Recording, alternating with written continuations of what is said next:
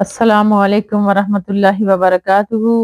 نحمدہ ونصلی علی رسولہ الکریم اما بعد فاعوذ باللہ من الشیطان الرجیم بسم اللہ الرحمن الرحیم رب اشرح لی صدری ویسر لی امری واحلل عقدۃ من لسانی یفقہوا قولی واجعل لی وزیرا من اہلی ربی زدنی علما اللہم فقہنا فی الدین اللہم انی اسالک علما نافعا وعملا متقبلا ورزقا طیبا اللہم انفعنا بما علمتنا وعلمنا ما ینفعنا وزدنا علما ربی یسر ولا تعسر وتمم بالخیر وبک نستعین آمین یا رب العالمین۔ حضرت عمر بن خطاب رضی اللہ تعالی عنہ سے بیان فرماتے ہیں کہ جب خیبر والا دن ہوا یعنی جنگ خیبر ہوئی تو صحابہ رسول صلی اللہ علیہ وسلم میں سے کچھ آدمی آئے اور انہوں نے کہا کہ فلاں شخص شہید ہے اور فلاں شہید ہے، حتیٰ کہ ایک آدمی کے پاس سے وہ گزرے تو کہا فلاں بھی شہید ہے۔ تو نبی کریم صلی اللہ علیہ وآلہ وسلم نے فرمایا ہرگز نہیں، میں نے ایک چادر کی وجہ سے جو اس نے چورائی تھی اسے جہنم میں دیکھا ہے، رواہ مسلم۔ فائدہ نمبر، معلوم ہوا کہ حقوق العباد شہادت سے بھی معاف نہیں ہوں گے، نیز مسلمانوں کے مشترکہ مال قومی خزانے میں خیانت بہت بڑا جرم ہے، اللہم محفوظنا منہم۔ حضرت ابو قتادہ حارث بن ربیع رضی اللہ تعالیٰ عنہ سے روایت ہے کہ رسول اکرم صلی اللہ علیہ وآلہ وسلم نے لوگوں میں کھڑے ہوئے اور ان کے لیے ذکر فرمایا، اللہ کے راستے میں جہاد کرنا اور اللہ پر ایمان لانا سب عملوں سے افضل ہے۔ ایک آدمی کھڑا ہوا اور کہا، اے اللہ کے رسول صلی اللہ علیہ وآلہ وسلم، یہ فرمائیے کہ اگر میں اللہ کی راہ میں قتل کر دیا جاؤں تو کیا مجھ سے میرے گناہ معاف کر دیے جائیں گے؟ رسول اکرم صلی اللہ علیہ وآلہ وسلم نے اس سے فرمایا، ہاں، اگر تو اس حال میں اللہ کی راہ میں قتل کر دیا جائے کہ تو صبر کرنے والا، ثواب کی نیت رکھنے والا اور دشمن کی طرف رخ کر کے لڑنے والا ہو، نہ کہ پیٹھ دکھا کر بھاگنے والا۔ پھر رسول اکرم صلی اللہ علیہ وسلم نے فرمایا، تو نے کیسے کہا تھا؟ اس نے کہا کہ یہ بتلائیے کہ اگر میں اللہ کی راہ میں قتل کر دیا جاؤں تو کیا مجھ سے میرے گناہ معاف کر دیے جائیں گے؟ رسول اکرم صلی اللہ علیہ وسلم نے فرمایا، ہاں، اگر تو قتل کر دیا جائے جبکہ تو صبر کرنے والا، اللہ سے ثواب کی امید رکھنے والا، دشمن کی طرف رخ کر کے لڑنے والا، پیٹھ دکھا کر بھاگنے والا نہ ہو سوائے قرض کے کہ وہ معاف نہیں ہوگا، اس لیے کہ جبریل علیہ السلام نے مجھ سے یہ کہا ہے، رواہ مسلم۔ فائدہ نمبر 1، اس سے بھی حقوق العباد اور قرض کی اہمیت واضح ہے کہ یہ کسی صورت میں معاف نہیں ہوں گے، اس لیے ضروری ہے کہ ہر مسلمان حقوق العباد میں کوتاہی سے اور قرضوں کی ادائیگی میں تساہل سے گریز کرے۔ نمبر 2، رسول اکرم صلی اللہ علیہ وآلہ وسلم کا کلام وحی کا درجہ رکھتا ہے اور آپ صلی اللہ علیہ وآلہ وسلم اللہ تعالیٰ کی منشا کے بغیر گفتگو نہیں کرتے تھے۔ اگر کسی معاملے میں اصلاح کی ضرورت ہوتی تو جبریل امین تشریف لا کر اصلاح فرما دیتے، سبحان اللہ۔ حضرت ابو ہریرہ رضی اللہ تعالیٰ عنہ سے روایت ہے کہ رسول اللہ صلی اللہ علیہ وآلہ وسلم نے ارشاد فرمایا،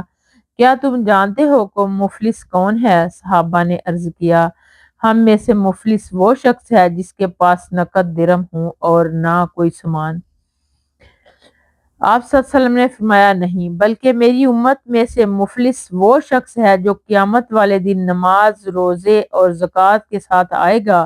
لیکن اس کے ساتھ ساتھ وہ اس حال میں آئے گا کہ وہ کسی کو اس نے گالی دی ہوگی، کسی پر بہتان تراشی کی ہوگی، کسی کا مال کھایا ہوگا، کسی کا خون بہایا ہوگا اور کسی کو مارا پیٹا ہوگا، چنانچہ اس تمام مظلومین کو اس کی نیکیاں دے دی جائیں گی تاکہ اس پر کیے گئے ظلم کی تلافی ہو جائے۔ اگر اس کی نیکیاں ختم ہو گئی قبل اس کے کہ اس کے ذمے دوسروں کے حقوق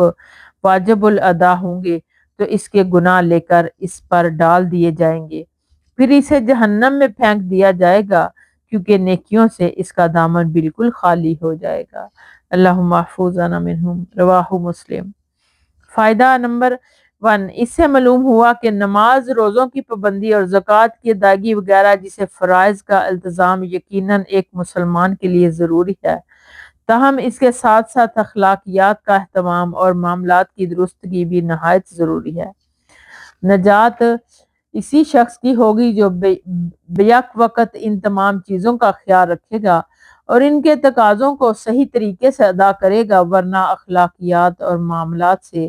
بے نیازی برت کر صرف عبادات کی ادائیگی یا عبادات سے غفلت و اعراض کر کے صرف اخلاقیات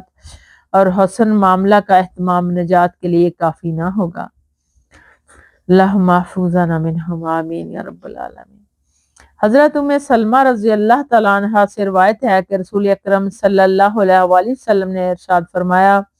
بے شک میں ایک انسان ہی ہوں اور تم میرے پاس جھگڑے لے کر آتے ہو تاکہ میں فیصلہ کروں، اور شاید تم میں سے بعض آدمی اپنی دلیل پیش کرنے میں دوسرے فریق سے زیادہ تیز اور چرب زبان ہو، چنانچہ میں جو کچھ سنوں اور اس سے جس نتیجے پر پہنچوں اس کے مطابق اس کے حق میں فیصلہ کر دوں، درہا حالیہ وہ حق پر نہ ہو تو جس شخص کے لیے میں اس کی بائی کے حق کا فیصلہ کر دوں تو دراصل یہ اس میں سے اس کے لیے جہنم کی آگ کا ایک ٹکڑا کاٹ کر دے رہا ہوں۔ رواہ البخاری و مسلم۔ فائدہ نمبر 1، اس میں آپ نے وضاحت فرما دی کہ میں بھی ایک انسان ہی ہوں، اور جس طرح دوسرے انسان کسی کی چرب زبانی، تیزی اور تراری سے متاثر ہو کر خلاف واقعہ بات کو حقیقت سمجھ لیتے ہیں، مجھ سے بھی ایسا ہو سکتا ہے، تاہم یہ عصمت کی منافی نہیں، کیونکہ اس کا تعلق تبلیغ اور فریضہ رسالت کی ادائیگی سے نہیں ہے، جس کی حفاظت کا ذمہ اللہ نے لے لیا ہے۔ نمبر 2، قاضی پیش کیے گئے اور دلال کی بنیاد ہی پر فیصلہ دے گا، جن کو وہ راجع اور صحیح سمجھے گا، اپنے علم و گمان کے مطابق نہیں۔ نمبر 3، قاضی کا فیصلہ گرچہ ظاہر میں نافذ ہوگا لیکن اس سے حلال و حرام نہیں ہوگا، یعنی وہ باطنہ نافذ کرنے نہیں ہوگا، بل جیسا کہ احناف کا مسلک ہے، اور کسی نے غلط فیصلہ حاصل کیا تو وہ عند اللہ مجرم ہوگا اور اس کا خمیازہ اسے جہنم کی آگ کی صورت میں بھگتنا ہوگا، الا یہ کہ اللہ اسے معاف فرما دے۔ بے شک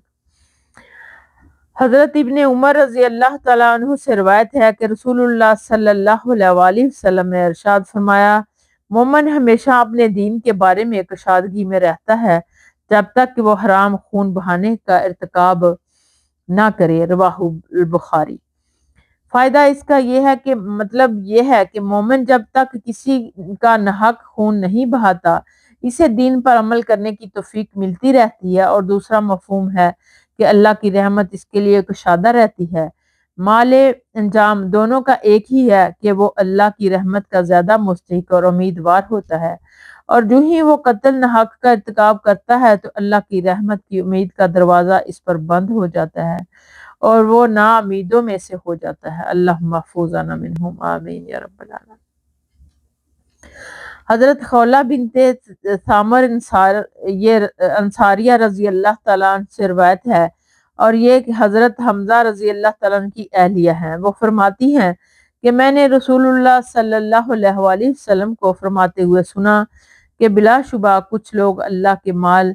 بیت المال میں ناجائز تصرف کرتے ہیں، چنانچہ ایسے لوگوں کے لیے قیامت والے دن جہنم کی آگ ہے۔ رواہ البخاری۔ فائدہ، قومی خزانے میں ناجائز تصرف اور اسے مصالح عامہ کی بجائے مصالح خاصہ کے لیے استعمال کرنا کبیرہ گناہ ہے، جس پر اسے جہنم کی سزا ہو سکتی ہے اگر اس نے مرنے سے قبل خالص توبہ نہ کی تو۔ اللہم انی اسألک توبۃ نصوحا قبل الموت آمین یا رب العالمین۔ وآخر دعوانا ان الحمد للہ رب العالمین۔ سبحانک اللہم و بحمدک نشہد ان لا الہ الا انت نستغفرک و نتوب الیک۔ السلام علیکم ورحمۃ اللہ وبرکاتہ۔